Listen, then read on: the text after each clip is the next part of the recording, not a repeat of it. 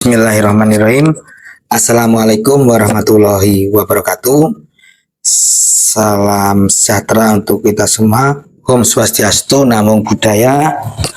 Salam kebajikan, rahayu, rahayu, rahayu, merdeka.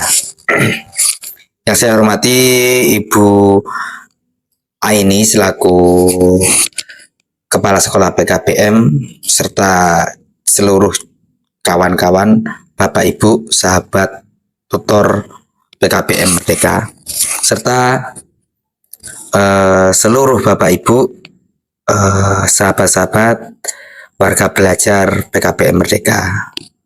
Pertama-tama marilah kita panjatkan puji syukur kehadirat Allah Subhanahu wa taala yang mana pada hari ini kita bisa bersilaturahmi walaupun via media online ini dalam keadaan sehat walafiat tanpa kurang suatu apapun. Kedua, selawat dan salam tetap kita curahkan pada junjungan kita Nabi Agung Nabi Muhammad Sallallahu Alaihi Wasallam. Beliaulah yang telah mengantarkan kita dari zaman jahiliyah menuju zaman terang benderang, yaitu Islam rahmatan lil alamin. Amin amin. Baik, Bapak Ibu, izin memperkenalkan diri.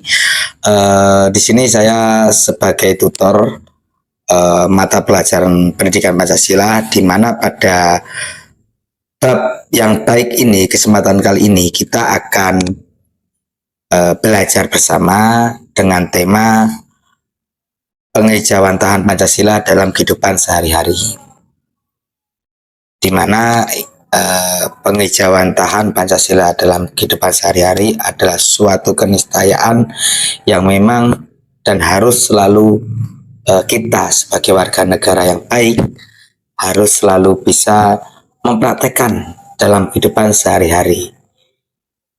Dari situlah kenapa kok dari kecil dalam pendidikan baik formal ataupun informal Pancasila selalu dikenalkan dan sebagainya. Karena Pancasila di sini adalah sebagai ideologi, sebagai pandangan dasar kita dalam berbangsa, bernegara, dan bermasyarakat. Alhasil setiap daripada individu harus mengakui, mengamini, dan meyakini serta mempraktekkan pengejauhan tahan nilai-nilai Pancasila itu sendiri, baik untuk dirinya, untuk lingkungannya, untuk skup yang lebih besar, untuk negara, untuk bangsa ini. Sehingga keteraturan itu akan terwujud, sehingga keberagaman yang ada di Indonesia itu adalah bagian daripada kekayaan, bukan suatu ancaman. Memang Bapak Ibu, banyak sekali problem-problem berbicara soal Pancasila ketika dihadapkan dalam praktek sehari-hari. Mungkin Bapak Ibu sering melihat beberapa kejadian-kejadian yang lawan kata daripada Pancasila itu sendiri. Baik Bapak Ibu, tanpa mengurangi rasa hormat, mari kita buka kegiatan pembelajaran pada malam hari ini. Baik, bismillahirrahmanirrahim. Memasuki slide pertama. Tujuan daripada pembelajaran pada hari ini adalah tujuan utama, yaitu memahami dan mengamalkan nilai-nilai Pancasila dalam kehidupan sehari-hari sebagai pedoman fundamental, pedoman paling dasar kita sebagai warga negara yang baik individu ataupun sebagai makhluk sosial. Kita menjadikan nilai-nilai Pancasila adalah sebagai dasar kita dalam berkehidupan, bermasyarakat, berbangsa, dan bernegara. Itu tujuan utama.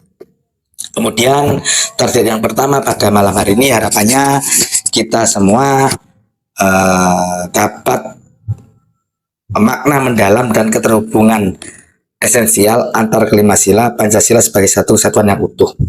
Jadi Pancasila itu 5 sila, 5 dasar, tapi semuanya itu adalah satu kesatuan yang utuh, saling melengkapi, bukan dipisah-pisah. Jika sila pertama hilang, otomatis itu bukan Pancasila, dan seterusnya.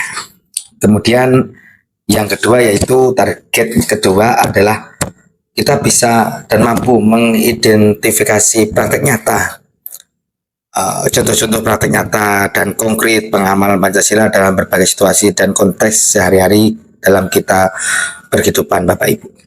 Kemudian target yang terakhir yaitu implementasi aktif yang mana sikap dan inisiatif aktif untuk mengimplementasikan nilai Pancasila secara konsisten dalam lingkungan, keluarga, sekolah, dan masyarakat. Itu lanjut. Nah, konsep keterhubungan Pancasila sebagai satu kesatuan organik. Satu kesatuan organik adalah satu kesatuan yang alami, tanpa dipisah-pisah dan tidak bisa dipisah. Dan sedikit menyepil sejarah bahwasanya Pancasila itu sudah ada sejak dari dulu. Karena nilai-nilai Pancasila itu sebetulnya sudah ada, hanya digali oleh pahlawan-pahlawan kita, yaitu Soekarno dan teman-teman. Dan mana istilah Pancasila atau 5 dasar itu pertama kali dicetuskan oleh Soekarno, presiden pertama kita, dan juga pahlawan nasional kita. Dalam sidang BPUPKI waktu itu Soekarno memperkenalkan 5 dasar yang hari ini kita mengenalnya dengan Pancasila, di mana 5 dasar itu ketuhanan, kemanusiaan, persatuan, kerakyatan, itu semua saling keterhubungan dan tidak bisa dipisahkan. Sekali lagi, tidak bisa dipisah pemahamannya, pemaknanya, dan kalimatnya. Ketika salah satu dasar itu tidak ada, berarti itu bukan Pancasila. Dan Pancasila itu bukan mengadopsi Barat ataupun Timur, tapi Pancasila itu murni ada dan digali karena nilai-nilai yang ada di Nusantara ini. Dulu sebelum disebut Indonesia, kita dikenal dengan Nusantara, dari Sabang sampai Merauke itu. Kemudian lanjut, bicara sila pertama, yaitu ketuhanan yang Maha Esa, fondasi iman dan toleransi dalam praktek sehari-hari. Salah satunya itu menjalankan ibadah. Bapak Ibu, sebagai warga negara Indonesia yang dibuktikan oleh kartu penduduk atau yang biasa kita kenal dengan KTP, sesuai agama dan kepercayaan masing-masing dengan penuh kesungguhan dan tanggung jawab. Kita bebas memeluk agama dan kita, karena sila pertama Pancasila ketuhanan yang Maha Esa, kita mengakui, warga Indonesia bangsa ini mengakui bahwa adanya Tuhan, adanya kehidupan pasca kematian, di mana masyarakatnya bebas dan boleh memilih agama yang resmi yang ada di Indonesia tanpa ada diskriminasi, tanpa ada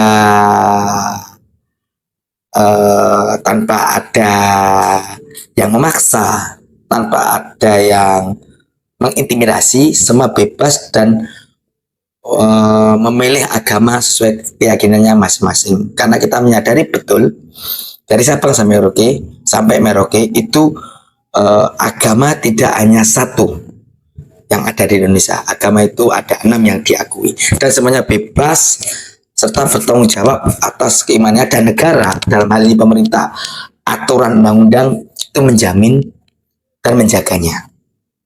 Kemudian menghormati kebebasan beragama, dan tidak melakukan penistaan atau pelecehan terhadap keyakinan agama lain. Maka dari itu Bapak Ibu, isu sara, agama dan sebagainya itu menjadi sentimen ketika bangsa ini, masyarakatnya khususnya ya, masyarakatnya itu tidak peka, tidak paham ketika agama dibentur-benturkan sehingga antar kelompok itu saling bermusuhan, dan itu dulu sejarah sudah pernah ada.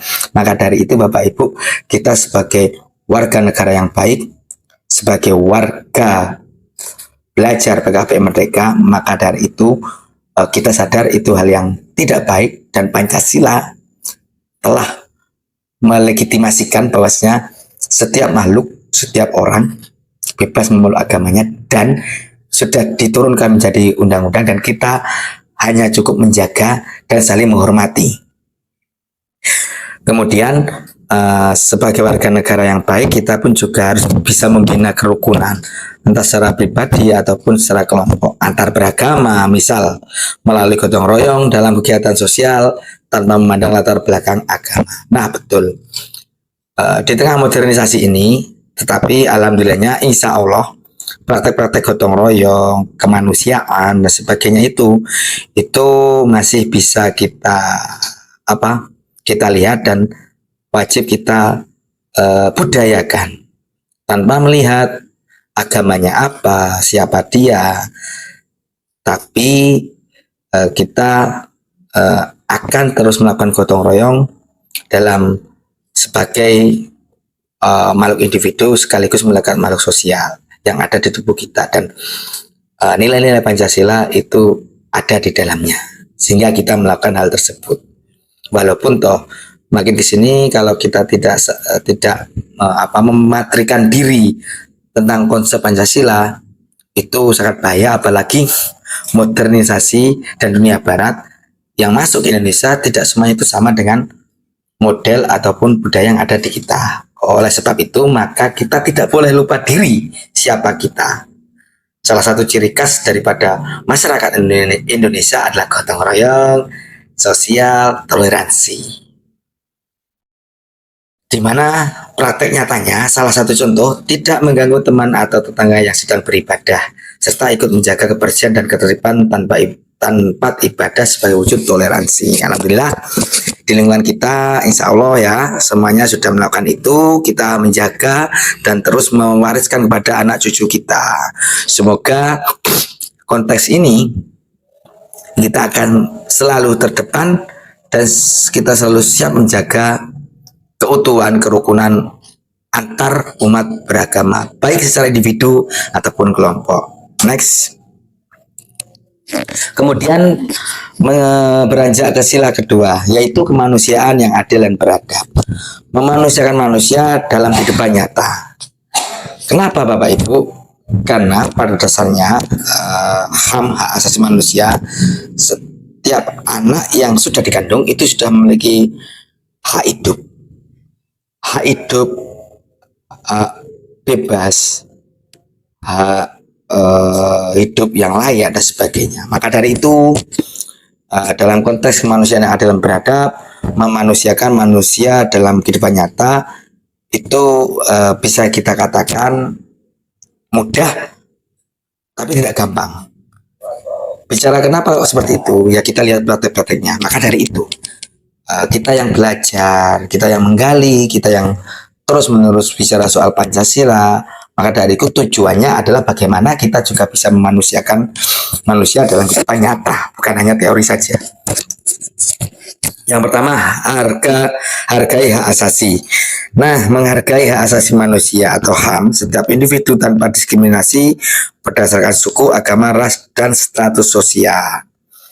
Ya Bapak Ibu, secara teori, secara aturan dan sebagainya itu wajib dan kita harus lakukan. Walaupun kadang kita di lapangan banyak contoh ya, dan itu ketika itu memang keluar daripada konsep Pancasila itu sendiri, maka kita sebagai warga negara yang baik, mari kita budayakan dan lakukan apa yang harus dilakukan terlepas sebuah kepentingan.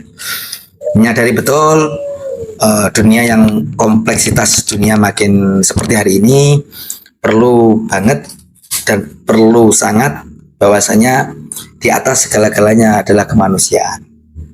Untuk itu sebagai warga belajar PKBM Merdeka kita harus dan seyogyanya harus mempraktekkan, mengamalkan dan menjalankan itu sebisa diri kita.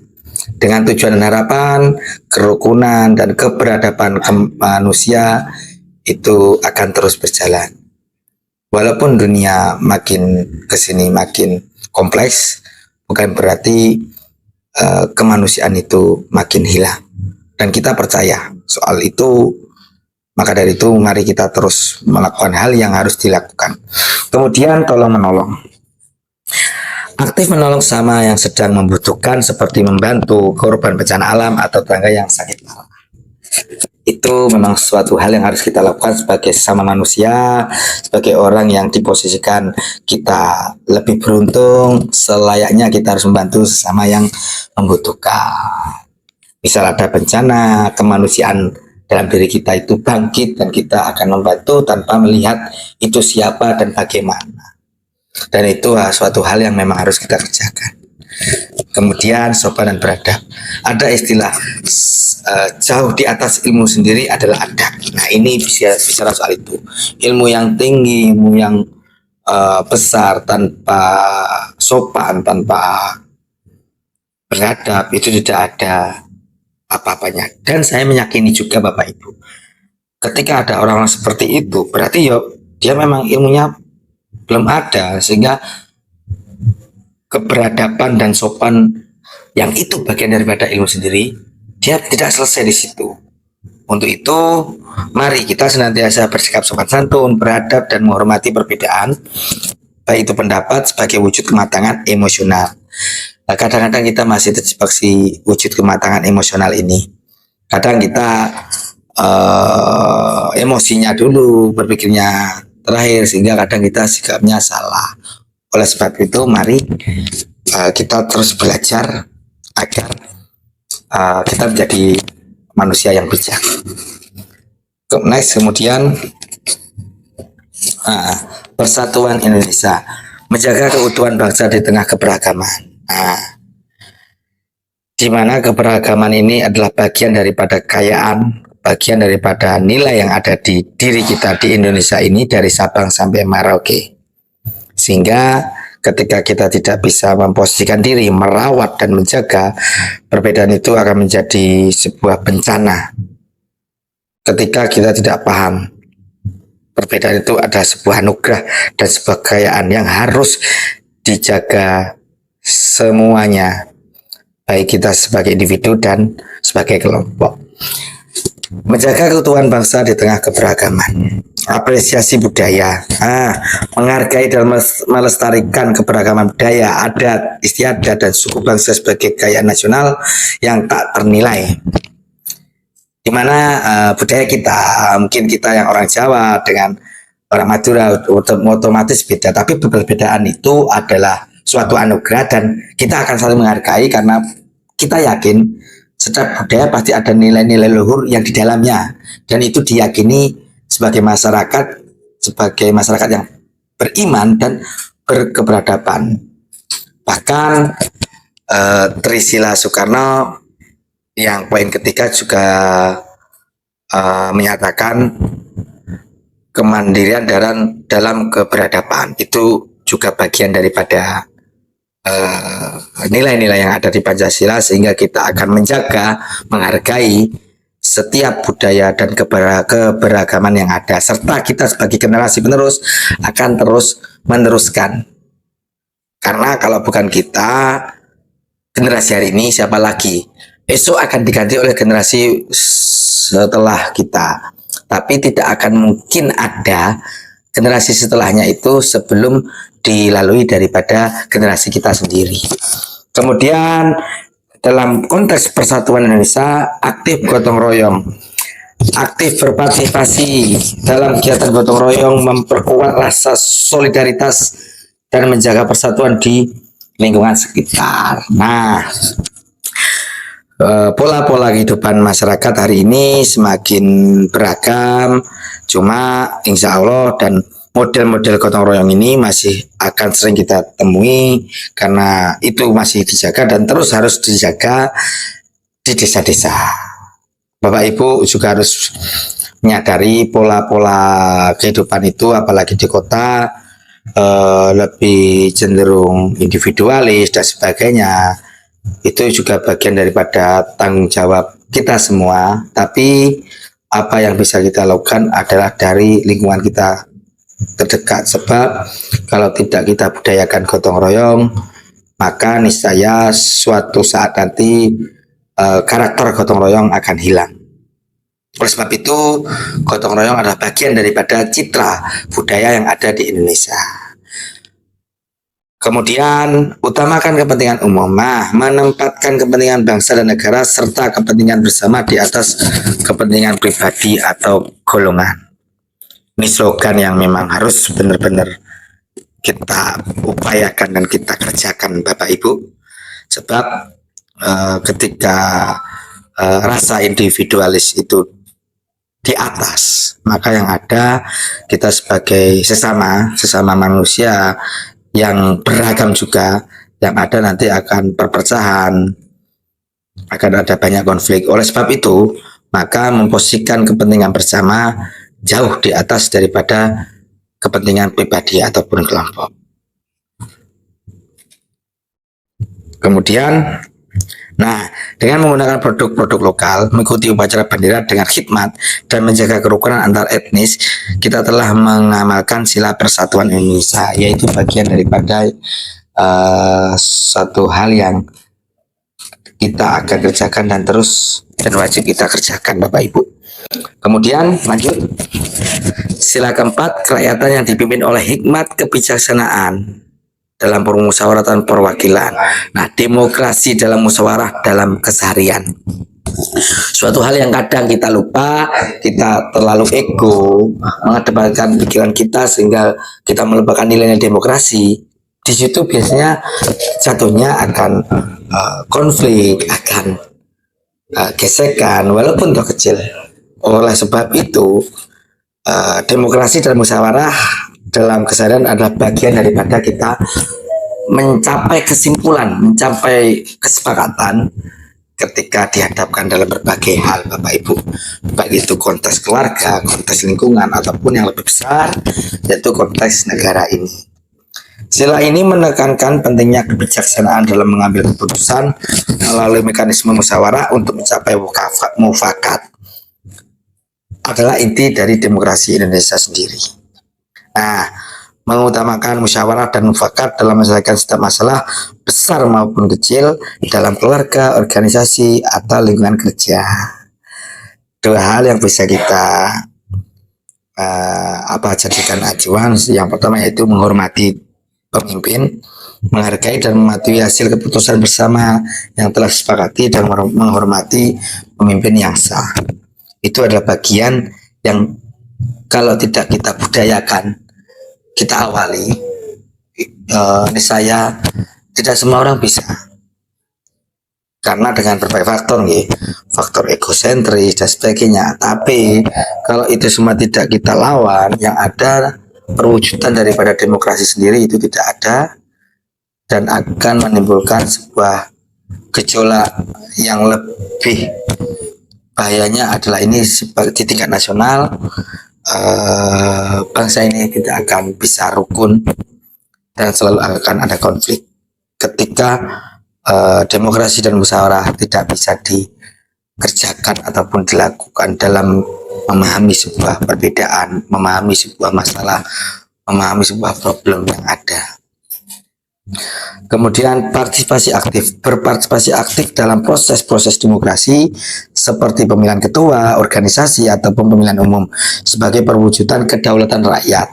Nah, demokrasi itu yang mana intinya dari rakyat, oleh rakyat, dan untuk rakyat. Itu bagian daripada mekanisme yang ada di negara kita. Sehingga Bapak Ibu perlu dan sadar, tidak semua hal itu benar bicara soal demokrasi. Sebab demokrasi itu sebetulnya adalah menempatkan rakyat di atas segala-galanya. Cuma konteks ini nanti kita akan bahas di bab selanjutnya, karena kita fokus perihal pengejawatan Pancasila itu sendiri. Nah, contoh nyata mengemukakan pendapat dalam rapat keluarga atau RT dengan bahasa yang sopan dan menghargai keputusan mayoritas kelompok meskipun berbeda pandangan. Itu mudah tapi sulit, karena kita harus meredam ego pribadi atau kelompok dan mengutamakan kepentingan bersama.